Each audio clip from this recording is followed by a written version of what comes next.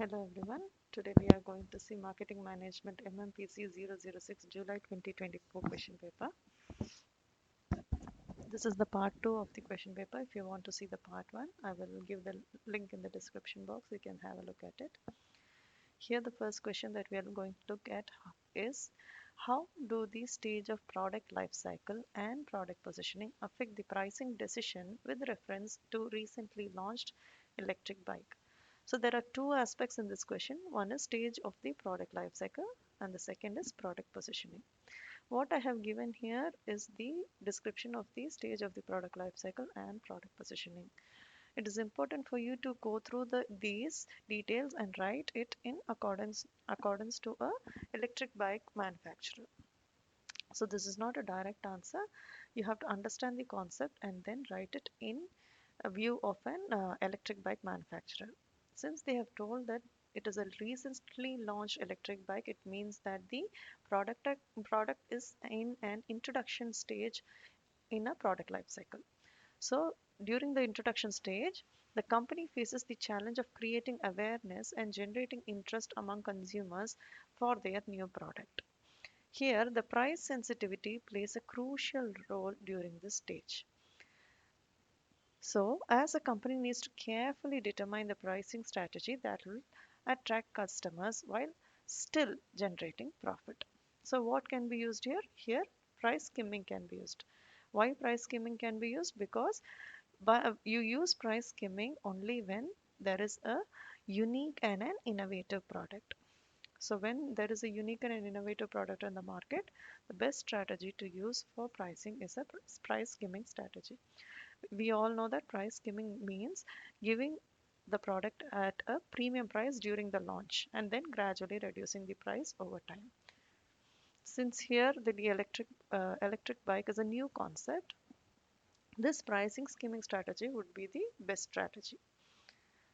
Price skimming focuses on creating a sense of urgency among the target consumers, creating an I must have it mindset.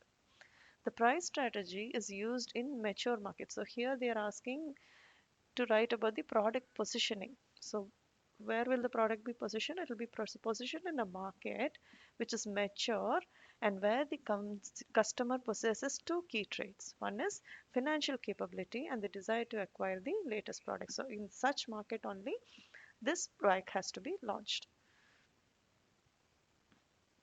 Under price skimming, high initial price is set to reflect the perceived value of your product. What happens is early adopters, those who value innovation and are willing to pay a premium for it, are the initial target markets. High price as an indicator of superior quality and exclusivity and are willing to pay for it. The consumer thinks that the high price is equal to superior quality and exclusivity. So they will be willing to pay for it. So you have to find a market where this particular thing will work out, where the consumers fall into this category. As the product matures in the market, the firm gradually reduces the price. This is not a sign of desperation or absence of high consumer demand. Instead, it is a strategic move to attract a wider audience. As the price drops, a new segment of the market, which was initially interested but discouraged by the high price, now finds the product within its reach. This allows the company to continue generating revenue at a lower margin but from a larger customer base. The next question is distinguish marketing communication and integrated marketing communication. Explain the various tools of IMC that helps the FMCG brand marketers in selling their products. So first we are going to see what is market communication, then we will see what is integrated marketing communication. Marketing communication, the communication between the company and its customer is known as marketing communication. It is aimed to inform or remind or persuade the consumer.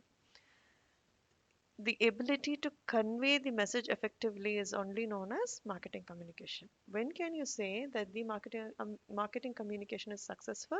You can say that a marketing communication is successful when when the company achieves increased sales, improved brand recall, and brand awareness. Next is integrated marketing communication. What is integrated marketing communication? It is a process of conveying a unified message across variety of channels to drive higher customer engagement for a company's product and solutions. It is a strategic integration of all the elements of promotional mix and other marketing activities to send consistent message to the buyers of a company's products and services. The most common tools of IMC are mentioned below, which can be used by the FMCG brand marketer. So here they are asking for an FMCG brand marketer. So here the options are advertising, public relation, personal selling, sales promotion, direct marketing, digital marketing. Advertising. What is advertising? Is any paid form of presenting goods or services to the consumer. It has a mass audience. We all know that advertising has a mass audience. Next, what is public relation? Any activity that is done to create goodwill between organization and the target segments it is trying to reach. It can be articles, press and media coverage, presentation, etc. Personal selling, face-to-face interaction. What happens during personal selling? Customer and the seller have a face-to-face interaction, trying to understand consumer needs and explaining how the product or service provides value to the customer. It is easy for a seller to make the customer understand the value of the product that he can enjoy. Sales promotion. What is sales promotion? Any sales promotion that we see in the market today, like buy one, get one, discounts, all these are sales promotions. These give a temporary boost to the sales of the product. Direct marketing. Selling products or services directly to the consumers. This can be through catalogs, brochures, etc. Digital marketing. Digital marketing, we are so much aware of digital marketing in this era, so I'm not going much deep into it. Any marketing that you see on the social media, any advertisement is equal is what digital marketing means. The next question is why pricing of services is challenging task. Sorry, why pricing of services is a challenging task for marketers. Discuss with the suitable example of your choice or one you are familiar with. Comment on the pricing methods that may be used to price service offerings. So they are asking why it is very hard to price a service. So here is the detailed answer for it. Figuring out the value of the service is very tough. If it is product, the material and the labor cost can be worked out and then the price can be fixed. But it does not happen that way in the service because service is intangible. But in service, it is not so cut and dry as a product because the value of service is often tied to the expertise and experience of the person providing it. This can make it hard to put a price on, but it is crucial to understand the value to price it correctly. So here is an example. A consultant with 20 years of experience in a specific industry will be able to offer a more value to a client than a consultant with only 5 years of experience. Therefore, it's reasonable to charge more for service of the former consultant, that is 20-year-old consultant. Challenges in pricing services in relation to its characters. So in relation to the character of this service, we are now going to see the challenges. The first character of a service is intangibility. Service cannot be seen, touched, or felt. So it is very hard to evaluate the quality. So pricing such services is very hard. Next is inseparability. Services are often produced and consumed simultaneously. The quality of service is heavily influenced by the provider. Each provider will provide the same service in their own perspective, in their own from their own experience level. So it is very hard to price a service. Variability. Service are highly variable, and it is very hard to make a pricing decision for such services. Services are perishable. Services cannot be stored or inventoried for future use. So it's important to balance supply and demand. This characteristic can impact pricing decisions as pricing strategies may need to consider peak periods of demand and fluctuating levels of supply. Pricing methods used to price service offerings. So what are the different pricing methods that can be used to price services? One is Market penetration method. What is penetration method? Set prices lower than your competition. This helps the consumer to choose you because you have a lower price. You can increase rates slowly over time until you're making the rate you feel comfortable at. The next one is Harley pricing method. Like if a psychiatrist physiotherapist visits your house for an hour or so, he charges per hour. Or if you go to a spa or a beauty salon, there also you are charged on a Harley basis. That is Harley pricing method. Next is price skimming method. Here, the price is set at a high price. In the initial stage, the price is set very high, and later on, the price is lowered. We have seen skimming method before also, so I'm not going into detail. Cost plus pricing method. Here it is very simple. The cost that has been incurred for that particular service plus your profit. That is cost plus pricing method. Competitive pricing method. What is it? Survey your competition and insert yourself into the mix at a rate you feel is comparable. Next is bundle pricing method. Bundling different services together so that you can set apart from the competition. You can bundle 2 or 3 offers together. Like this, usually you will see in a beauty parlor where they'll give you multiple options. They will bundle it up and price it, which will be attractive for the customers who are using it. The next question is write short notes. So the first one is levels of consumer decision. How does a consumer decide on the different levels that he goes through? The one is generic product category level. Here, the consumer decides on what he has to buy. Here we are explaining with the one example.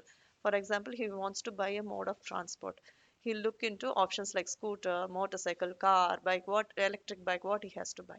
Next is the brand level. That here he will research on what brands are available and which brand he can go and buy. The next one is retail level. Here the consumer decides the type of retail outlet from where he would like to buy. Like we had already explained in this example, he will look into company showroom or he has to buy from exclusive brand dealer outlet, so on. Next is brand name selection process. So this is the level of consumer decision. The next one is brand name selection process. Write short notes on brand name selection process. Brand name selection process is very crucial step in building a brand identity. So the first step could be defining the brand position. Identify your brand's unique value proposition. Next is brainstorm name ideas. Generate a list of potential names using techniques like word association. The product and the service that you're providing, the the brand could be associated to that, metaphors, alliterations, and so on. Next is evaluate names. Assess each name against criteria like uniqueness, memorability, pronounceability. It should be easy to pronounce. People should be able to recall your name. It should be easy for people to understand and remember. So all these categories you have to look into and you have to evaluate the names accordingly.